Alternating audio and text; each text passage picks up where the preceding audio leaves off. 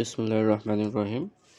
আমরা অনুশীলনী ১ অষ্টম শ্রেণীর গণিত সমাধান নিয়ে এসেছি।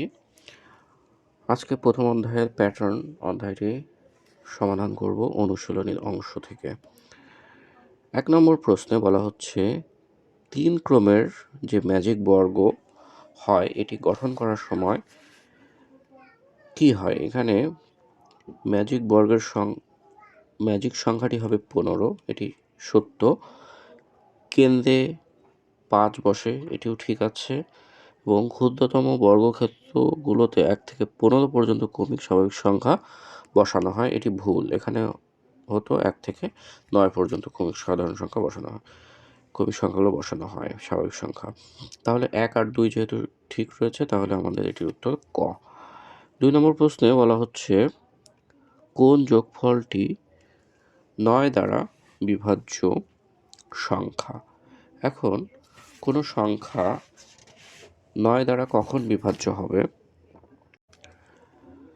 আমরা এখানে দেখছি ঘ প্রশ্নটিতে এখানে ৭৫ এবং ৭৫কে ক্রম পরিবর্তন করে ৫, ৭ অর্থাৎ ৫৭ লেখা হয়েছে। আমরা জানি কোনো একটি সংখ্যা ২ অঙ্কের সংখ্যাকে প্রথমে লিখে এবং তাকে ক্রম পরিবর্তন করে লিখে বড়টি থেকে যদি ছোটটি বিয়োগ করি, তাহলে যে সংখ্যা পাই, অর্থাৎ এখানে ১৮ পাচ্ছি, যে সংখ্যা পাবো তাকে আমরা সবসময় ৯ দ্বারা ভাগ করলে ভাগশেষ ০ হবে। ৩ নম্বর বলা হচ্ছে ৯৯৯৯ কোন বীজগণিতীয় রাশির শততম পদ? এখন শততম পদ বললে এখানে আমরা দেখব ক এর মান ১০০ কোনটাতে বসালে আমাদের ৯৯৯৯ পাবো। এক্ষেত্রে আমরা ঘ নম্বরটি যদি দেখি, যে ক এর মান যদি আমরা ১০০ বসাই, তাহলে ১০০ বর্গ থেকে ১ বিয়োগ করলে আমরা পাবো ১০,০০০ বিয়োগ ১ অর্থাৎ ৯,৯৯৯। সুতরাং এই ঘ আমাদের উত্তর।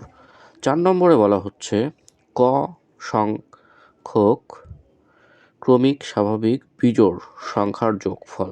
আমরা জানি বিজোড় স্বাভাবিক সংখ্যার যোগফলের সূত্র হচ্ছে ক স্কয়ার, অর্থাৎ গ, অর্থাৎ ১ যোগ ৩ যোগ ৫ যোগ ৭, এভাবে যে সংখ্যাগুলো আসবে, এখানে যে কয়টি সংখ্যা যদি ৫টি সংখ্যার যোগফল বের করতে চাই, তাহলে ৫-এর বর্গ অর্থাৎ ২৫। যদি ৬টি সংখ্যার প্রথম ৬টি যোগ করতে চাই, তাহলে ৬ স্কয়ার মানে ৩৬ হবে আমাদের সমষ্টি। এ কারণে আমাদের উত্তর হবে ক স্কয়ার। ৫ নম্বর প্রশ্নটি আমরা দেখছি ১ থেকে ১০০ এর মধ্যে কতটি সংখ্যাকে দুটি সংখ্যার বর্গের যোগফল রূপে প্রকাশ করা যায়?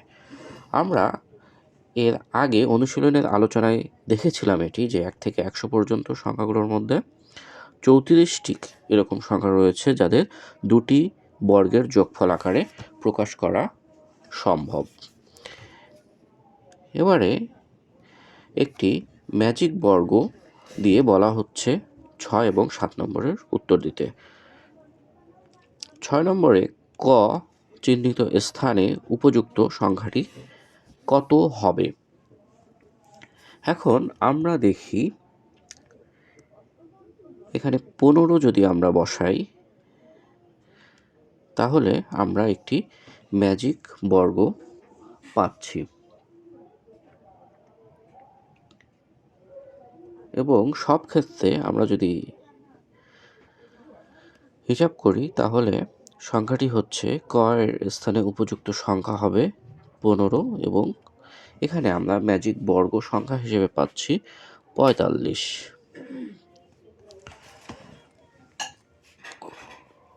অর্থাৎ ক সমান ১৫, আর যোগফল আমরা সবসময় পাবো যোগফল ৪৫। অর্থাৎ ম্যাজিক বর্গের ক্ষেত্রে আমরা জানি বাম থেকে ডানে যদি যোগ করি প্রতি ক্ষেত্রেই আমরা 45 পাবো। উপর থেকে নিচেও যদি যোগ করি তাও 45 পাবো। আবার যদি আড়াআড়ি যোগ করি তাও 45, কোনাকুনি যোগ করলেও 45। এবারে আসি 8 নম্বর প্রশ্নে। বলা হচ্ছে প্রথম 3টি বিজোড় স্বাভাবিক সংখ্যার যোগফল একটি পূর্ণবর্গ সংখ্যা, বিজোড় সংখ্যা এবং বলা হচ্ছে মৌলিক সংখ্যা। 8 নম্বরে ক পূর্ণবর্গ এটি সঠিক রয়েছে, বিজোড় সংখ্যা এটিও সঠিক রয়েছে, কিন্তু মৌলিক সংখ্যা এটি ভুল রয়েছে। এজন্য আমাদের উত্তর হবে ক 1 এবং 2। যেহেতু প্রথম 3টি বিজোড় সংখ্যার স্বাভাবিক সংখ্যা অর্থাৎ 1, 3, 5 এই 3টি সংখ্যাকে যদি যোগ করা হয় আমরা জানি ক স্কয়ার বিজোড় স্বাভাবিক সংখ্যা যোগফল। ক এর মান 3 বসালে 3 × 5 = 15 এবং এই সংখ্যাটি 3 এর বর্গ হচ্ছে 3 × 9 এবং এই 9 সংখ্যাটি বিজোড় সংখ্যাও হয় এবং পূর্ণবর্গ সংখ্যা হচ্ছে। এই ছিল আমাদের এমসিকিউ এর উত্তর বা বহু নির্বাচনী। এরপরে 9 থেকে আমাদের লিখিত প্রশ্নগুলো আসবে।